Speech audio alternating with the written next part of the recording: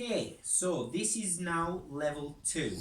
So if you wanted to push yourself perhaps a little bit harder than that last level, and you've got a little bit more experience in training, this might work for you.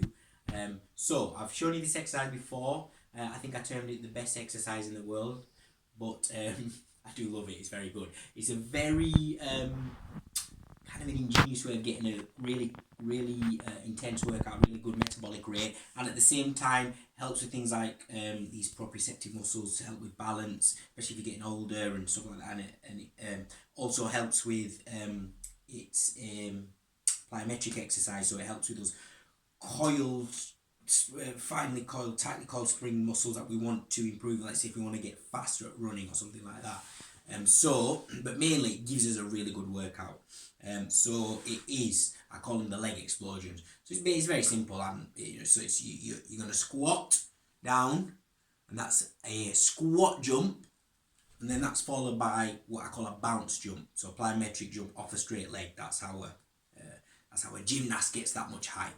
So that's squat down, bounce jump. And you can like mess about with the hands if you want, or you can just see my bounce there. So you're gonna squat, bounce jump, squat, bounce jump. Make sure you can do it on both legs, and that might take some practice to learn. So it's a squat and a bounce jump. And again, as it's a power exercise, I want us to play around with this. Generally, we want to be putting all we can in a power exercise. Shorten the numbers, give us the explosion. The only thing that I will say about this exercise is if you have hip, knee and tendon issues, I would if it's really bad, I maybe wouldn't do it. If you've prone to it, maybe lower the intensity, the height. So don't go for each one as high as you can. Just make it a little bit more gentle. Ideally, we want to be giving it a lot of power and a lot of height. So we're going to do 5 on one leg, probably the right leg first, 5 on the left leg, and then we do the same thing but off 2 legs. So that is down, and then a bounce jump, and then go high as I can, and a bounce jump, high as I can, and a bounce jump. So that's the lower body proportion of this particular level 2 exercise. I'm going to mix that up now with 3 different bodyweight exercises. So we're still in the we're still working resistance. We're going to work body weight now. Just the basic press up, classic exercise, can't beat it. So key here is we want to keep a straight line between the shoulder and the point on the floor. So if you're very advanced, we're going to point our toes. I want a straight line between the body. I want the arms a tiny bit wider than shoulder width. If you're less advanced, we're going to curl our toes under, and then less advanced still, we can go to our knees. So again, I want a 30-degree bend in terms of where the shoulders go. I want them to come down. I want to keep it tight. I want you to think about your exercises like you're a gymnast getting marked out of 10, because the body will display the affectations that we put through it. So if we train in a long range of motion, the muscular structure will show that. So get those nice long muscles. So we're going to go up and down and do it slowly. Again, you might get 10 out. So that's the equivalent of the pillow throws against the wall. The next one I'm going to do with that is going to be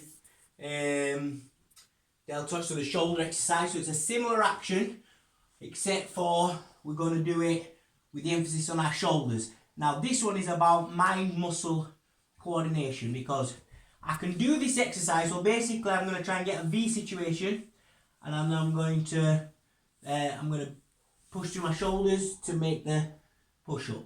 Now I myself can put all the weight on my feet and make this dead easy. Or if I want, I can put all the weight on my hands and make it a lot harder. So I want you to think about that, and you decide what muscles work and how much they work. The more weight you can put on your hands, the better the exercise is. So keep the weight on your hands as much as you can. Point your toes definitely will do that. Down and up. That's power through the shoulders. And then the last one, you're going to have to follow me, camera lady, is going to be, just because 67% of the muscular structure, easy for you to say, is the back and the legs. And a lot of traps that particularly guys fall into is they're just promoting the vanity muscle, so you'll get a lot of chest work, a lot of abs work, a lot of bicep work, because that's what's on view. And what happens then is your muscles shorten here, they'll shorten here, and they'll shorten here, and they'll lengthen around the back, and you end up walking around like that, except for really the power base is your posterior chain. So you really want a strong back. So wherever we can, we like to do our exercise in coordination with our musculature structure. So 67% of the exercise should be around back and legs. So let's follow me. Very difficult to do, or it's a little bit more challenging to do back exercises at home. But if you notice how I'm trying to organise this so that it can be done at home. So all we're going to do here is, depending on your skill levels here, you can use one hand and you can just pull in. The further you put your leg forward, the harder it is. Pull in. Switch hands and pull in. And the further you put your leg forward, the harder it is. Again, I want that straight line between the feet and the shoulders. I'm going to pull in.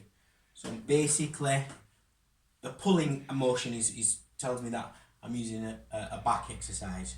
So the protocol would be, let's go back inside just to finish it off. The protocol would be the leg explosion. So let's go 5, 5, 5, 10 press ups. 5, 5, 5, 10 shoulder presses. 5, 5, 5,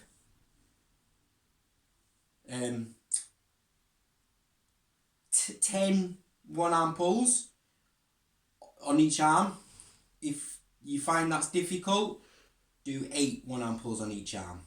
So that's level 2. We can incorporate in the body weight. Okay, more to follow. We're going to level 3.